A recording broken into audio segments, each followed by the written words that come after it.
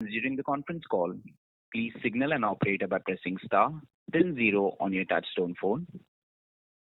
Please note that this conference is being recorded.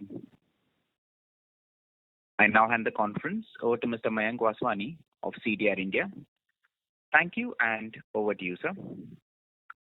Thank you, Stephen. Good morning, everyone, and thank you for joining us on the earnings conference call for Cera Sanitaryware Limited for the third quarter of FY22. We have with us today the management team comprising Mr. Ayush Bagla, Executive Director, Mr. Rajesh B. Shah, CFO and CEO of the company, and Mr. Mahesh Taparia, the Deputy CFO of Cera Sanitaryware. We will start with brief opening remarks from the management, following which we shall open the call for Q&A. A quick disclaimer before we begin: some of the statements made in today's conference call may be forward-looking in nature, and a detailed note in this regard is contained in the results documents that have been shared with all of you earlier. I would now turn the call over to Mr. Ayush Bagla for his opening remarks. Good morning, everyone. The earnings for the third quarter of the financial year 2021-22 were adopted by the Board of Directors yesterday, 24 January 2022. The earnings documents have been released to the stock exchanges. I am delighted to share that the demand from both retail and projects in Q3FY22 was robust, and we registered healthy growth across all markets and products. We witnessed continued strong demand as the trend towards home upgradation and home improvement persists. Accelerating real estate demand due to vectors like low mortgage rate, traction in residential unit sales, strong salary and hiring growth in the IT and ITES sectors, continued work from home have all combined to contribute an all-time high sales velocity. The improving volumes coupled with other government initiatives we believe are key drivers for increasing demand for Cera's products during the quarter gone by. We expect this trend of robust consumer demand to grow for the medium term. Primary and secondary sales of homes, home improvements and upgradation became a major theme with homeowners. The focus remains on monetizing this demand by 1. Maximizing throughput of technologically complex SKUs at our own manufacturing facility. 2. Broad-basing the product portfolio and the vendor network in India. And 3. Using the pricing power of the brand to proactively lead the sanitaryware and faucetware markets. We started 2022 with the third wave of COVID in India. At Cera, we have continued with necessary safety protocols at the Kadi factory to keep our operations running smoothly. At present, our factory continues to function normally and at a high utilization level. Capacity utilization for Q3 for sanitaryware was at 103%, and in January 2022, it continues to operate at similar levels. In faucetware, capacity utilization was at 99%. Our dealerships and vendors are functioning well. We have been consistent in our choices. We have relied on Cera's own manufacturing capabilities rather than opting for imports. This has been a route taken by a few sanitaryware companies in India. The rise in single container cost from $600 per container to $6,000 in August 2021 and then $10,000 in September 2021 have disrupted imports. In January 2022, the freight rates are $7,000 per container, rendering it almost unviable to import sanitaryware products from China. Since July, August 2021, we have seen many sanitaryware players unable to book orders for any deliveries before 2022 in the expectation that freight rates will soften. This has opened a huge opportunity for us. We have acquired new customers and have gained from this vacuum. The B2C front end is contributing a higher share of revenue, leveraging off the power brand Cera. That has demonstrated pricing power and customer pull in retail markets. The B2B business is at a level that we are most comfortable with. Our core business of sanitaryware and faucetware offer tremendous growth, ability to innovate, opportunities to create newer niches, and to expand sub-markets. Demand has been robust in both verticals. Sanitaryware contributed 53% of top line for the quarter and faucetware 35%. Together, sanitaryware and faucetware contributed 88% of top line during the quarter compared to 73% of top line contributed in Q3 last year. This composition has a direct bearing on the EBITDA margin, which has achieved a higher range despite input cost inflation. Relations with labor are cordial and smooth. All efforts are being made to debottleneck specific processes in the plant and automate any process which can either enhance production or make a difference in the quality of product or result in cost reduction. This focus on ensuring optimum production as well as product availability may require us to carry higher inventory levels of both raw materials as well as finished products. As we shared earlier, we are also rebuilding inventories across our network in order to be able to serve the demand which is reflected in the rise in inventory days. As a result, capital deployed in working capital may rise over the next few quarters. Given the adequate cash reserves of 523 crores on 30th September 2021, Given the adequate cash reserves of 523 crores on 30th December 2021, we are comfortably placed to do so. Getting product to market and product availability is a high priority for the company as markets remain strong. In addition to complete availability of our manufacturing facilities, our entire network comprising touch points such as 8 Cera Style Studios, around 150 Cera Style Galleries, and around 375 Cera Style Centers, as well as 4,000 dealers and about 11,000 retailers are fully operational. The other development to touch upon is the overall inflationary environment. The quarter was marked by an increase in prices of raw materials as being witnessed across all industries. The company took necessary price hikes to remain ahead of cost pressures. In sanitaryware, we undertook a price hike of 3 to 5% in August 2020, a rise of 5 to 7% in February 2021, 4% in August 2021, and 10% in November 2021. The compounded impact of all these price increases is 26%. In faucetware, a price hike was 8 to 10% in February 2021, another 10% in August 21, and 5.5% in December 21. The compounded impact of all these price increases is 27%. Despite the external environment witnessing an increase in prices of inputs and raw materials, Cera has witnessed limited impact in Q3FY22. On the sanitaryware side, key items like China clay, feldspar, and plaster of Paris, which constitute more than 95% of sanitaryware raw material mix, had a combined impact of less than 1%. In the sanitaryware business, within the glazing recipe, which constitutes less than 1.5% of sanitaryware raw material mix, the key constituents have moved 5% during Q3. Freight has been stable in Q3. Due to availability of gas from isolated wells near our plant, the pricing of gas from GAIL continues to remain below market prices and will do so in the future. Price from GAIL has moved from 9.5 rupees per cubic meter in September 2021 to 13.3 per cubic meter in October 2021. In Q3, GAIL had provided 44% of the gas requirements of the sanitaryware business. Sabarmati, a JV of BPCL and GSPC's pricing went from 45 rupees per cubic meter in September 21 to 70 rupees per cubic meter in November 21, supplying 56% of the gas needs of the plant for Q3.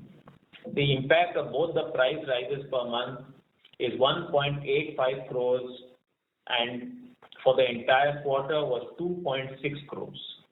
There have also been price increases in some of the ancillary cost items like packaging. Cost of corrugated boxes have gone up by 3%, further increasing expenses in the current quarter. Our high reliance on renewable energy for 2 decades has significantly benefited us, given that 90% of our energy requirement is met from wind and solar power sources.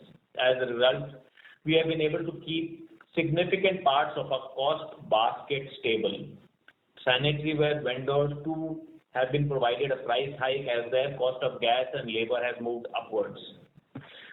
The rate and range of change effective October-November 2021 is at the 8.5% to 9% for sanitaryware vendors and 5 to 6% for faucetware vendors. For faucetware, we have witnessed no rise in prices of brass in Q3, which is an important raw material, and ancillary items like cartridge, washers, etc. have witnessed a price hike of 3%. In that backdrop, we can go over the financials.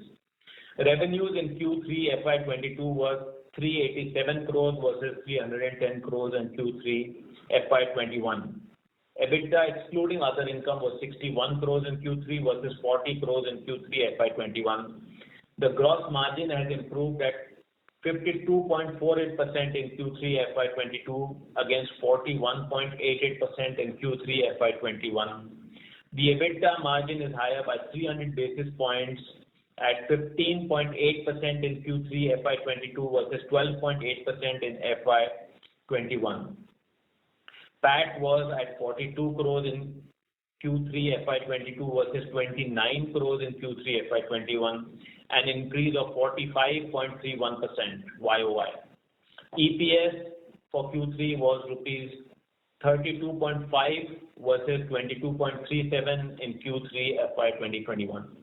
For Q3 FY22, 53% of the top line was from sanitaryware, 35% from faucetware, tiles represented 10% and wellness 2%.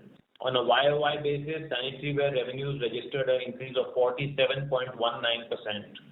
Faucetware revenues increased by 51.97%, tiles decreased by 46.33%, and wellness decreased by 3.94%. The sanitaryware and faucetware verticals remain the bedrock of the business, with contribution of 88% to our overall revenues. We continue to witness encouraging demand for newly launched products. During the last 2 years, the new product development program contributed close to 20% of revenues. Inventory days in Q3 FY22 were 66.57 days compared to 53.88 days in Q3 FY21. Receivable days in Q3 FY22 were 29.67 days versus 53.93 days.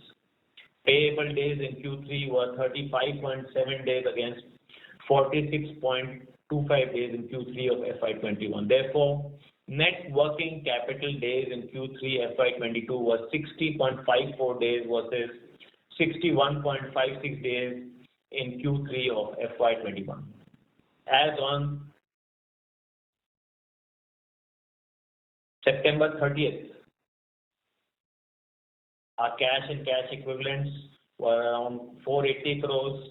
As on 30th December, our cash and cash equivalents increased to 523 crores compared to 409 crores on 30th December 2020, an increase of 28%.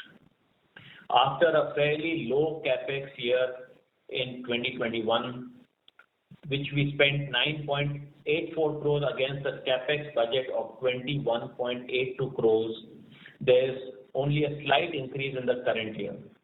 For 21-22, the capex budget is 17.19 crores, of which 6.69 crores is for sanitaryware automation, 4.97 crores is for faucetware automation, and 5.53 is for logistics and IT.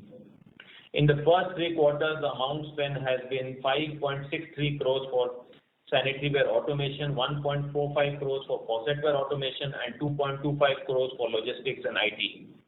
We continue to evaluate opportunities for accretion to our manufacturing capability, including inorganic opportunities and possibly even a greenfield capacity increase in sanitaryware. In faucetware, a brownfield capacity expansion is possible, And as plans are made more concrete, it will be presented to the board and also to the investment community. To conclude, I would like to mention that overall the internal and external factors today bode well for Cera's future growth.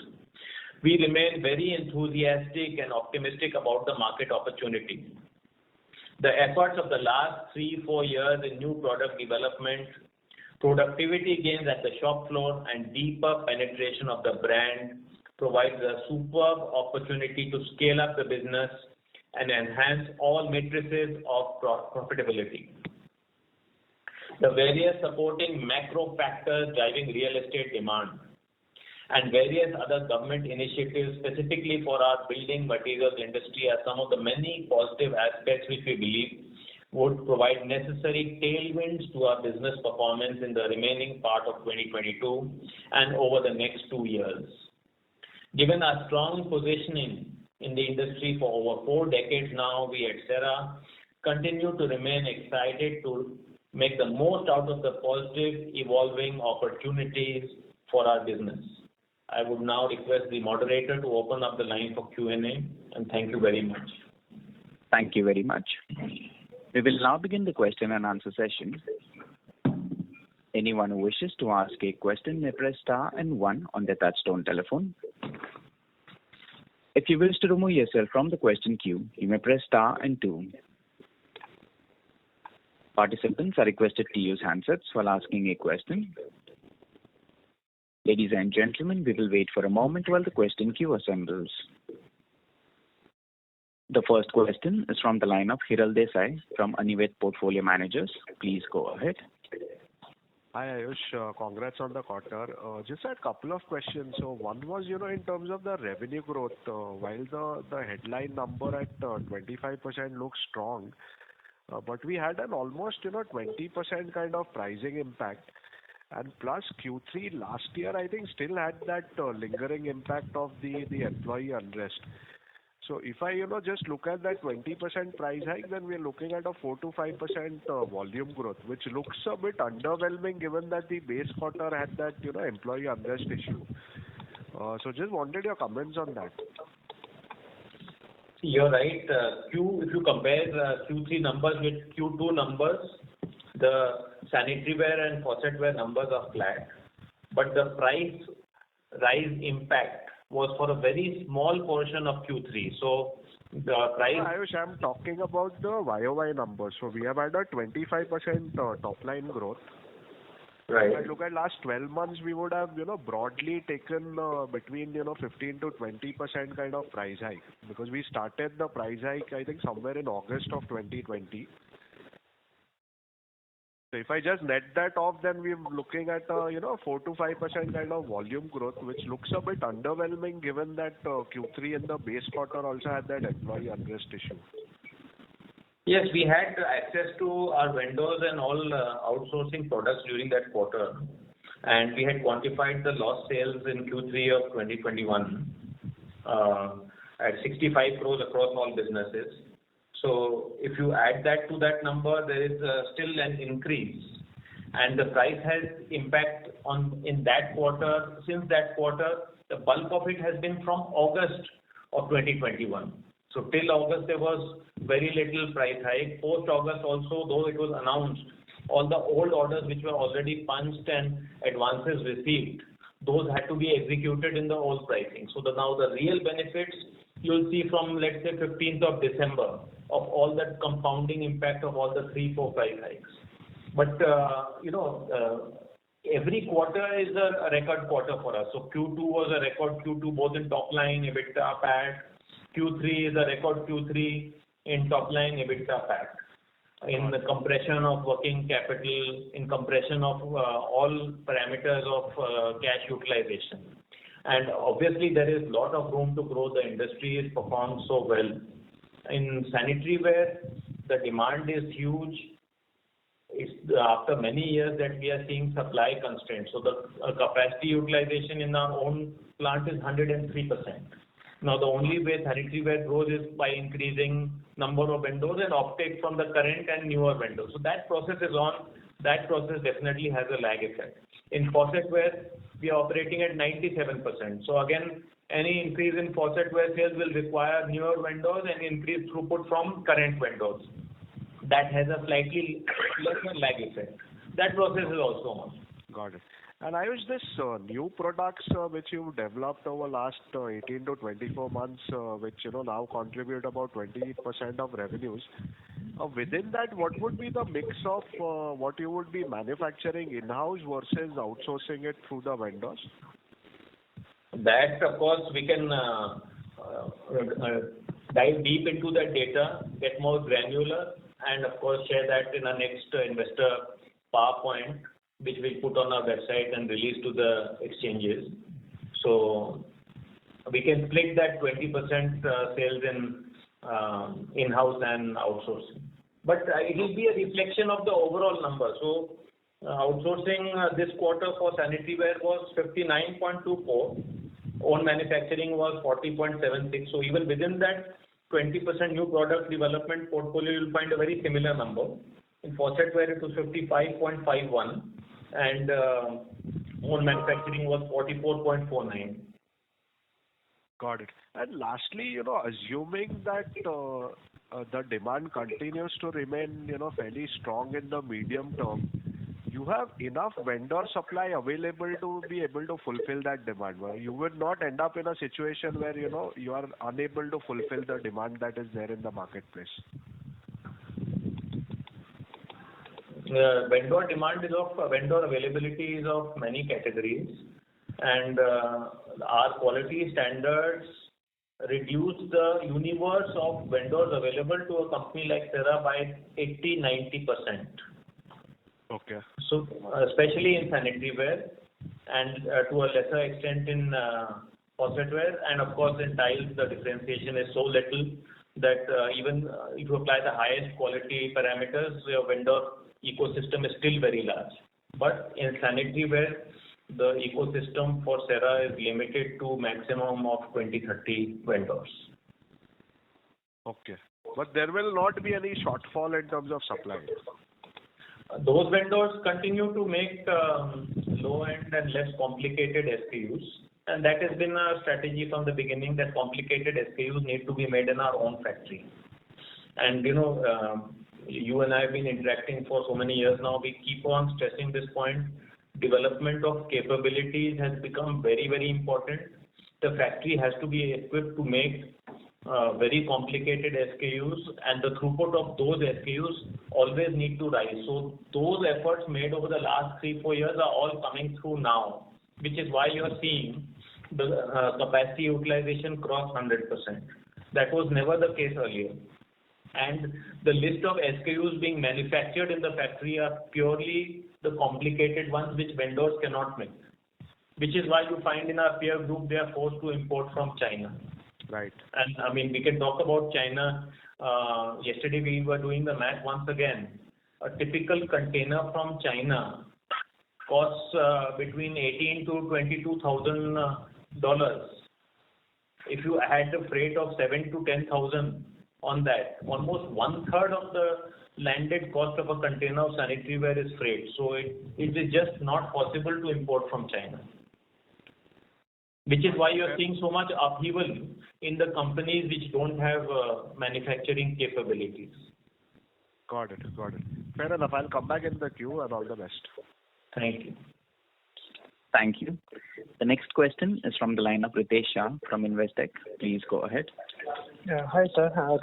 Congratulations for a good set of numbers. Ayush, you indicated the vendor-based cost inflation numbers. I think for faucetware and sanitaryware you indicated 8.5 and 9 and 6.5 to 7. Did I hear those numbers right? Inflation to the vendors? Yes. Yes, within sanitaryware, an average of about 8.5, 9, and faucetware little less, because in Q3 brass was more or less stable, and faucetware the entire universe of own manufacturing and vendors is totally linked to brass prices. Right. So how should one look at profile for our vendor base? Is it something that we adjust given supply is definitely very tight in the market wherein Cera is benefiting out of it? So how are we taking care of our vendor base given incremental capex or growth? We are still yet to finalize that. See, vendor base and us, they are very transparent about their costs, and we have their cost sheets. So given that transparency, whenever there is an increase in labor wages or gas, we build that in, and then that is a negotiated price. And you see, some of these vendors, they have benefited greatly from partnering with Cera. Their quality standards have been upgraded dramatically. So they can go and offer their products to many in the peer group. So for them, there are a lot of advantages, and we get some part of that advantage as well. Now, as far as our own capacity increase is concerned, in sanitaryware, we have more or less maximized and optimized whatever there was to be done in the current facility. In faucetware, we have acquired the land adjacent to our faucetware facility, and exact plans on what kind of plant and what level of automation, those are currently on the drawing board.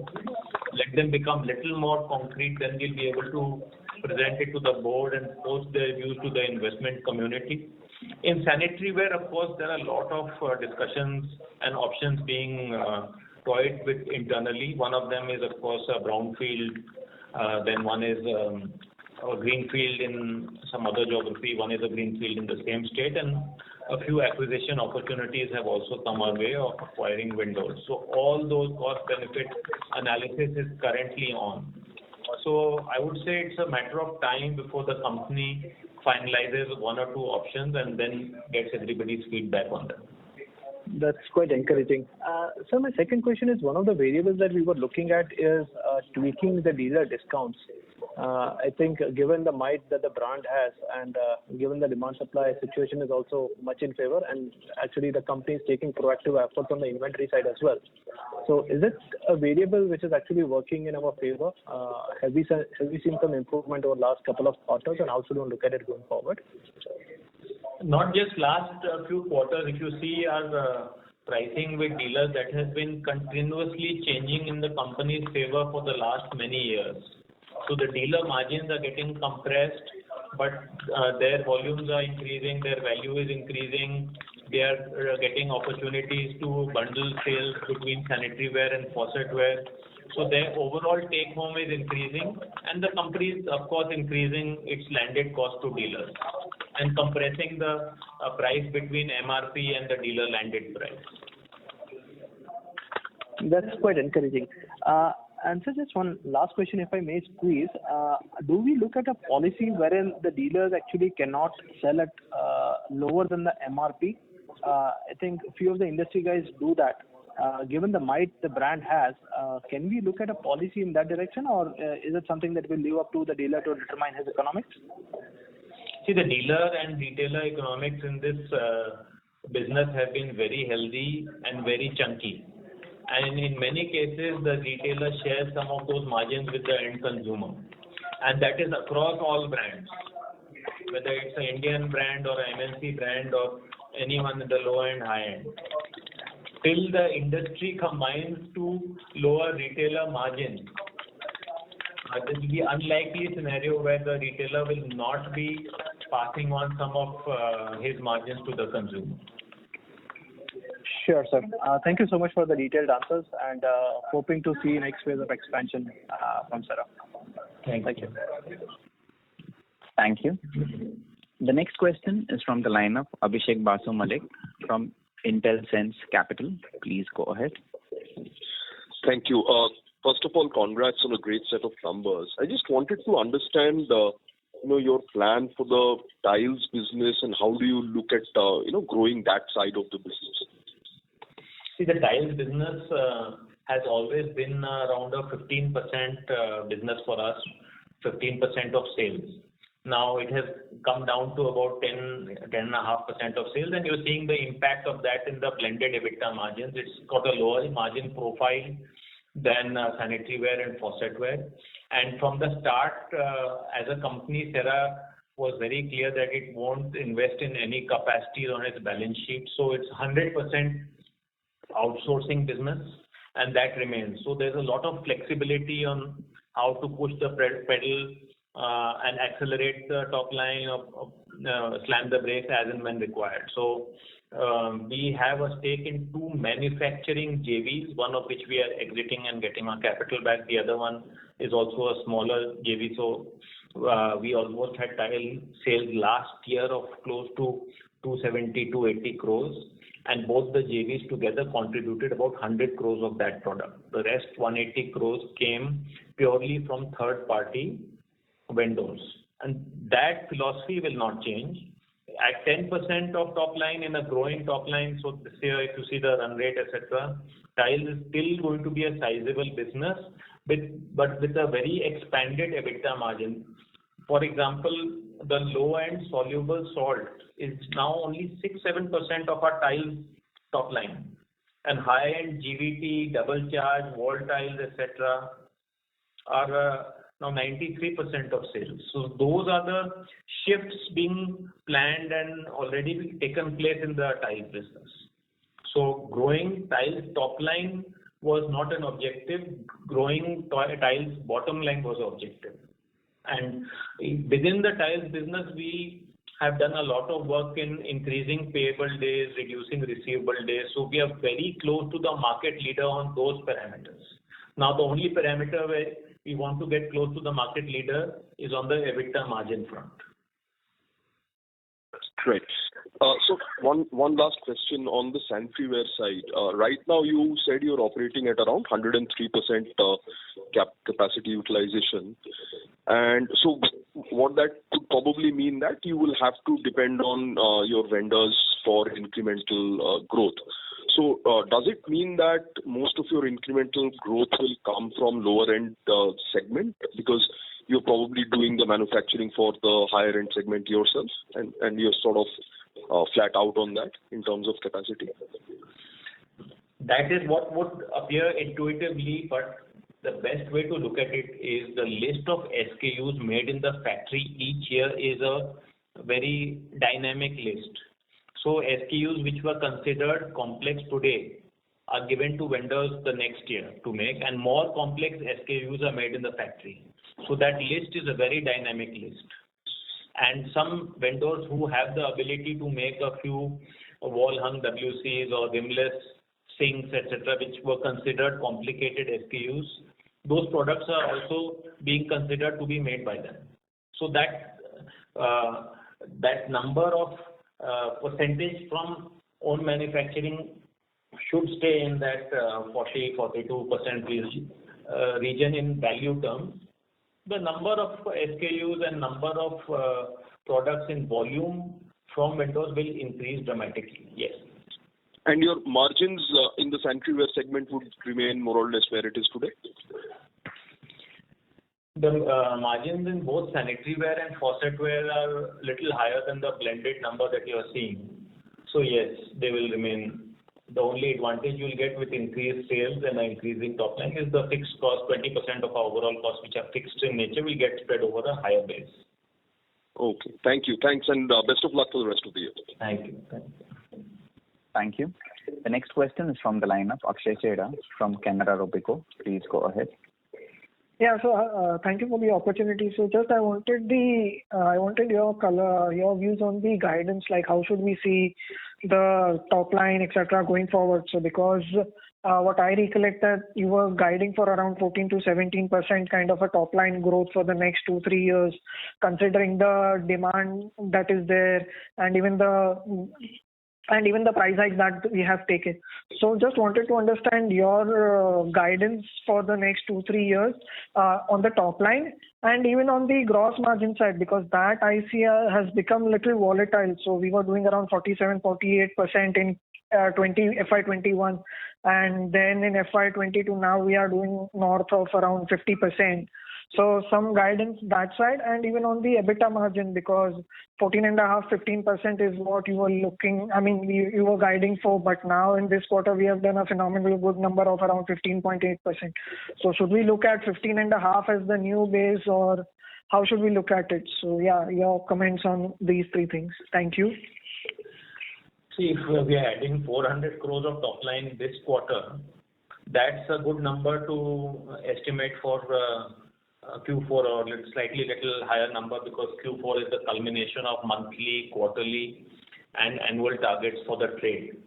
And going forward, we could easily, I mean, it's not a guidance, it's just a guesstimate at this level because company is still too small to give out a guidance. But adding 250-300 crores of sales annually for the next 2 years is very possible and very real. So that's a number that I would work with. And on the EBITDA front, anything above 14.5, 15 is a very good number, very healthy number, and it's a leadership number in the industry. So those are the two numbers that I would just look at right now. But again, we don't want to make anything forward looking, because the company should attain at least 2,000 crores in sales before it can predict earnings and top line with a lot of accuracy. Okay, so thank you so much.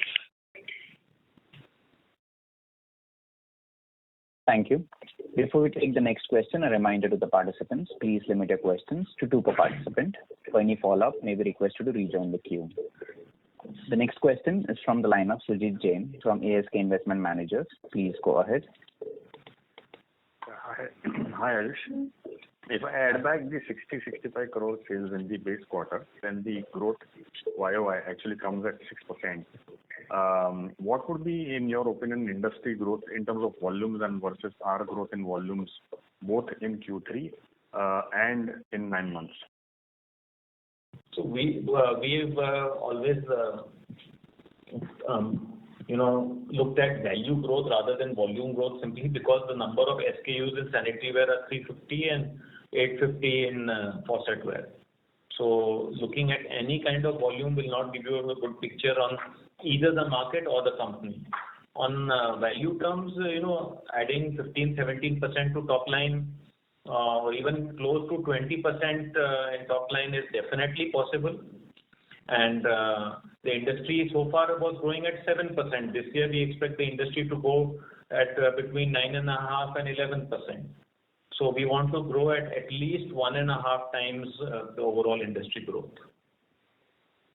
If I add back the sales of 65 crores in base quarter and for 9 months basically, and look at increase in sales for 9 months FY22, then that is 22% increase versus what you have reported, which is 32%.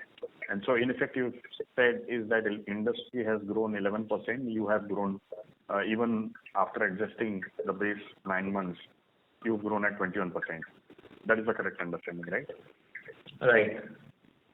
Right. And in terms of capex, if one looks at the commentary of other players who are becoming very aggressive in sanitaryware, Kajaria has announced, I think, 80 crore capex. Asian Paints has been very aggressive with ESS brand. We have been very conservative in terms of our capex. Would that not eventually limit your growth for you to be able to, reach a size eventually 2,000 crores from currently, 1,300 crores? So sanitaryware, you see, we already were given the largest plant in the country. We already started with the largest plant in the country. So we had huge advantages there. We were never close to 100% capacity utilization. Over the last 3 years, we were sometime 91, 92, 93. In a few quarters, we slipped below 90. So we had a lot of headroom. So we have now come to the point where we are at 103%. Now looking at a new capex for a brownfield, greenfield, or an acquisition, or a strategic alliance with the vendors, those things make sense. The companies you are speaking about did not have a legacy large sanitaryware installed base of capacity. So they were relying completely on vendors, and their products were going only in projects in B2B, which is a price-dominated sector. Despite their strong brands, there was no acceptance by the consumer, the end consumer. So the B2C sales were very low, which is why you'll see in those cases the discounting factor. A lot of tile companies have entered sanitaryware, but the discounting factor to the trade is very, very high. And composition of sales is all B2B, which is why they don't give that split. In our cases, the situation is very reverse. 70-72% has been a historic B2C number. and this year it's 68% because there is a surge in demand in the B2B business. We are trying to limit that demand because we know the margin profile in B2B and B2C is completely different. Now is the time for the company to look at an expansion. If we had done that earlier, not utilized the strengths and the trained labor and the other historical advantages, low gas, etc., of the current facility, then our cost structure and OPEX would have gone completely out of whack. B2C meaning through centers and galleries. Is that the understanding correct? And dealers. Okay. And one last quick question is your management. You've had attrition at the very highest levels. How have you dealt with that in terms of filling up the positions? Yeah, so I'll just go one by one. Mr. Atul Sanghvi, who was the executive director, his primary responsibility was manufacturing operations. That has been taken over by Mr. Anupam Gupta, who joined the company immediately around September from Grasim Industries. He was looking after manufacturing facilities of their ceramic insulator business, which is a more complicated ceramic technologies than sanitary ware. So he's joined not only our board, but is executive director, technical in charge of all manufacturing activities. Then the CFO, Mr. Rajesh Shah, is now with us from HDFC Bank. 1 year ago, Mr. Mahesh Tapadia joined us, who's completed 1 year from HDFC Bank, having spent 18 years in HDFC Bank. Then from HSIL, Mr. V. Krishnamurthy joined us as head of marketing and procurement, who was with HSIL for more than 25 years. And Mr. Parthiv Dave, who was with Cera for about 12-13 years and then became CEO of a multinational company, has joined us back as head of sales. So those are and before that, Mr. Rahul Jain joined us as Vice President Marketing and Head of New Product Development from Paris, which is also owned by Roca of Spain. So these were the management additions. And other than Mr. Sanghvi, most of the people who left had reached their retirement age. Mr. Sanghvi was 6 months away from the Cera retirement age. Thank you. Thank you. The next question is from the line of Achal Lohade from JM Financial. Please go ahead. Yeah, good morning. Thank you for the opportunity, Ayush. My first question was in terms of the demand. You said the demand was robust across the pockets, B2B, B2C. But if you can give any qualitative commentary in terms of QOQ, if there is any material improvement in terms of demand or improvement or this kind of moderation from demand in metro as well as non-metros? See, the best way to look at it is to look at some of the numbers in distribution of tier 1, 2, 3 sales. So historically, our tier 1 sales have been around 27%. This year is 30%. Tier 2 has historically been 14. This year is 15. And tier 3, which is population centers below 10 lakhs, has been 58, which is now 54. That is the only material change. So that will give you a slightly direction on where the demand is headed. Though the urban centers and tier 1 cities were the ones most hit by COVID, the recovery in them has also been faster. So that was the learning for us this year as compared to 2021. But we don't see any impact. There's so much talk in the media about interest rate changes and will home loans get more expensive, etc. We are not seeing any impact in terms of offtake or consumer behavior. Understood. If you can just comment in terms of the in terms of the margins, is it fair to say the highest margins would be in faucet followed by sanitary and then the tiles, or it could be sanitary ware, faucet and tiles in terms of the margins? Sanitary ware and faucet ware are very similar, within 150 basis points of each other. I won't be able to share which one is higher because that will give the peer group a pricing picture of our products. But both are higher than the blended EBITDA margin. Understood. And in a comment you said that the vendors get the opportunity to sell the product to other companies. So, just wanted to check in terms of the vendors for our sanitary and faucet, percentage of them, how many are exclusive to us, or 100% of them are multi-brand or non-exclusive vendors for us?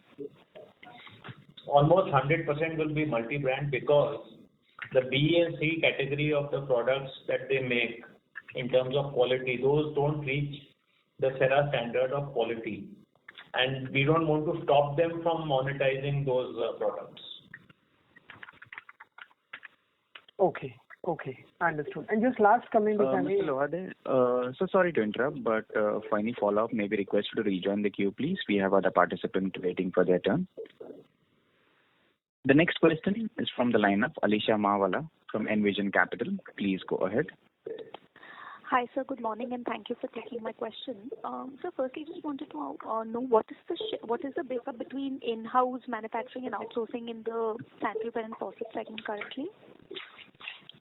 In sanitaryware, own manufacturing is 40.76, outsourcing is 59.24, and faucetware own manufacturing is 44.49, and outsourcing is 55.51, and tiles is 100% outsourcing.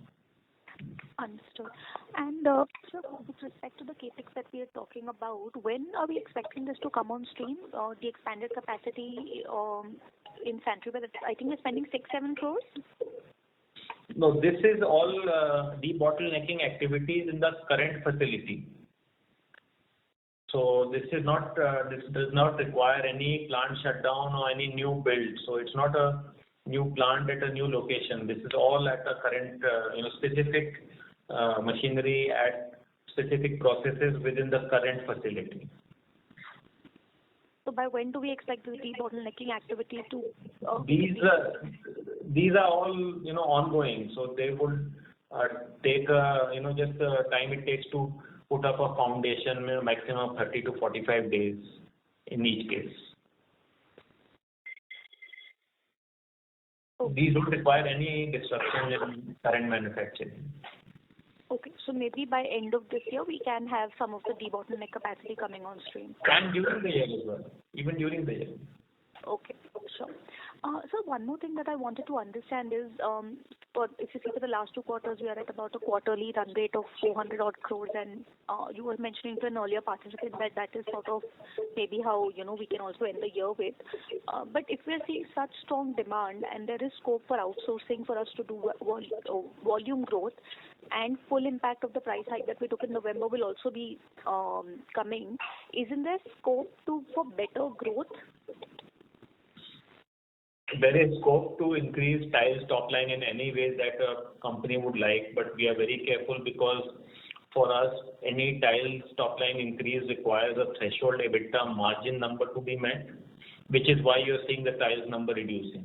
Now, once the renewed tiles profile of products, etc., is reintroduced in the market, it will be at dramatically high EBITDA numbers. In sanitaryware, yes, the market is very responsive, very open to new products and even current products.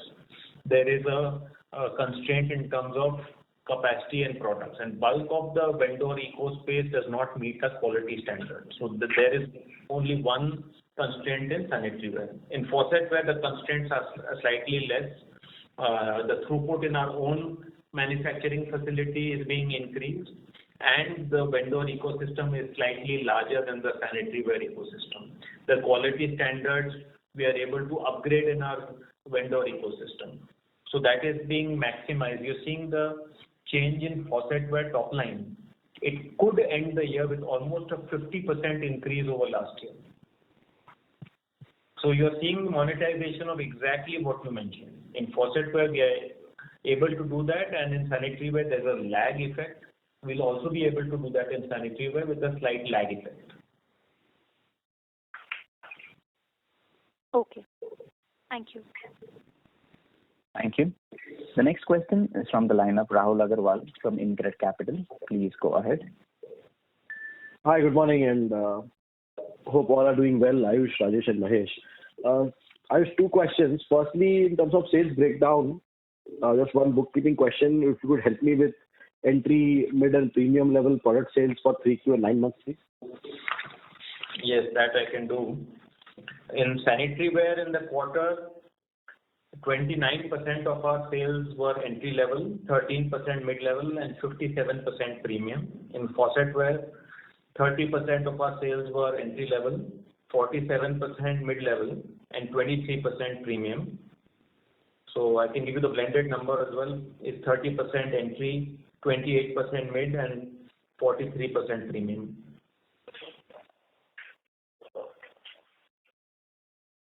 43% premium blended, right? Blended, yeah, for the quarter. Okay, got it. Possible for 9 months?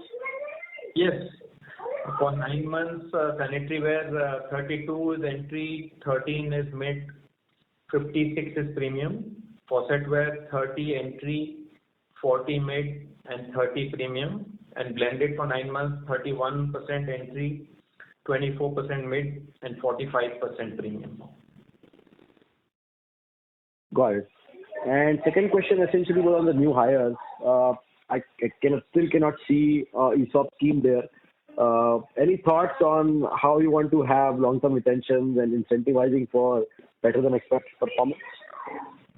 Bulk of the management personnel and talent in the company has been retained for a minimum of 20-30 years. So even someone who leaves closer to retirement where he might see some runway for another 5-7 years. So company has always retained people for very, very long durations. And that is the current trend. Our current head of sales left the company, became a CEO of a MNC company where he had a stake and has rejoined the company as head of sales. So if you ask anyone in the company, and I'm sure you know a lot of people in the company, they'll give you the same feedback. Nobody leaves here before 20 years. Got it. So even for, let's say, a new hire who's not from Cera earlier, there's still in terms of any ESOP scheme, there is nothing as planned as of now. Is that correct?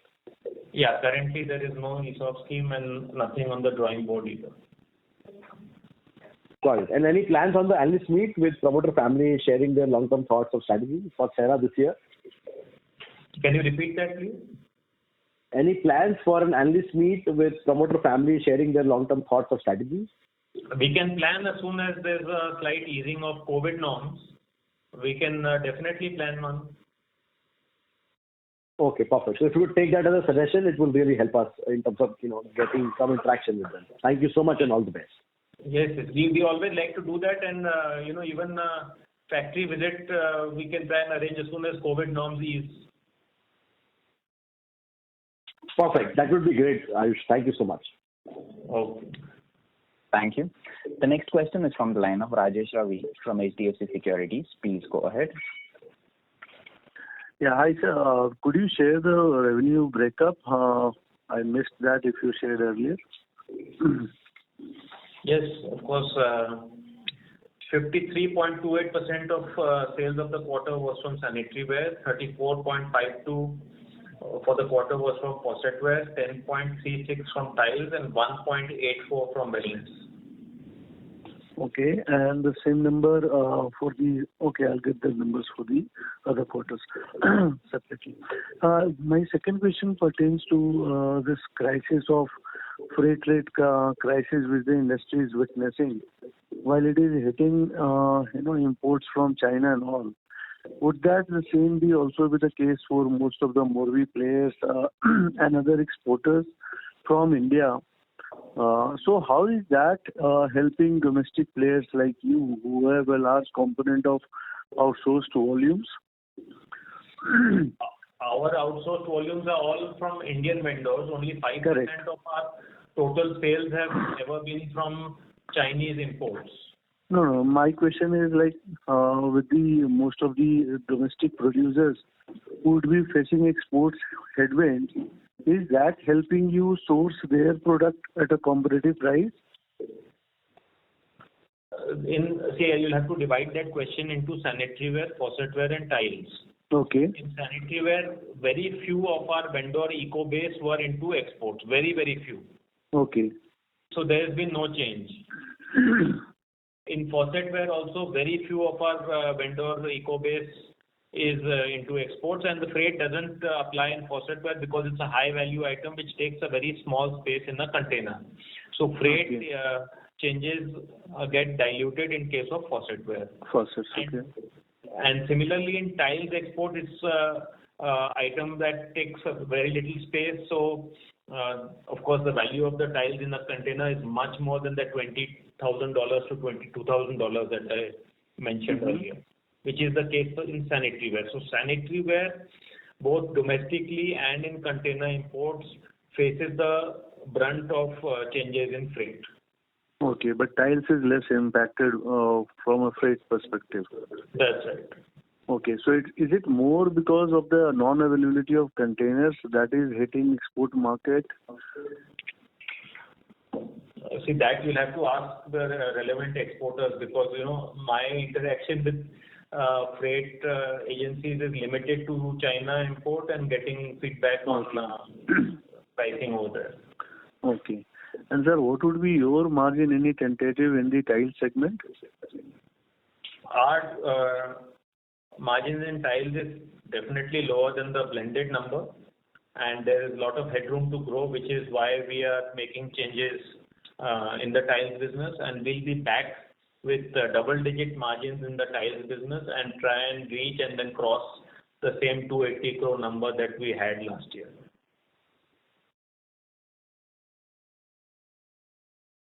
You're already making double-digit margin, or you expect that? We aspire to make double-digit margins very soon in tiles. Great. Thank you, sir. All the best. Thank you. Thank you. The next question is from the line of Amit Zade from Antique Stock Broking. Please go ahead. Good morning, sir. Thanks for the opportunity. So my question is on our peak potential on revenue side, considering the fact that we have taken price hikes and in sanitary, in own manufacturing, we are already at 100%. So, sir, what could be the peak revenue potential per quarter in the existing vendor base plus own manufacturing? Is it closer to 500, or it is any sense or any color on that side, sir? That answer has too many moving parts in tiles, faucetware, and sanitaryware. So if you look at the current base, increase in vendors can add 100-150 crores per quarter easily. And then once tiles again comes back to its old revenue trajectory, then another 70 crores can be added per quarter. Per quarter? Okay. Yes. Okay, got it, sir. That's all from my side. Thank you. Thank you. Ladies and gentlemen, we take that as the last question. I would now like to hand the conference over to the management for their closing comments. Over to you, sir. Thank you. I would like to thank everyone for attending this call and for showing interest in Cera Sanitaryware Limited. Cera remains positive that its strong positioning in the industry, improving macros, would help it deliver steady and consistent growth going forward. Should you need any further clarification or would like to know more about the company, please feel free to reach out to me or CDR India. Thank you once again for taking time to join the call, and see you all next quarter. Thank you. Ladies and gentlemen, on behalf of Cera Sanitaryware Limited, that concludes this conference. We thank you all for joining us, and you may now disconnect your lines.